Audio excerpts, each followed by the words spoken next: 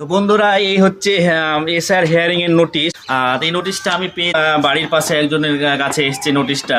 তো আপনাদেরকে বলে রাখি, আজকে ভিডিওটা করার উদ্দেশ্য হচ্ছে আপনাদেরকে জানানো যে আপনাদের কাছে যদি এরকম নোটিশ এসে থাকে তাহলে আপনারা কোন কোন ডকুমেন্টস নিয়ে যাবেন, অর্থাৎ হিয়ারিং এ আপনাদের কোন ডকুমেন্টসটা নিয়ে যেতে হবে।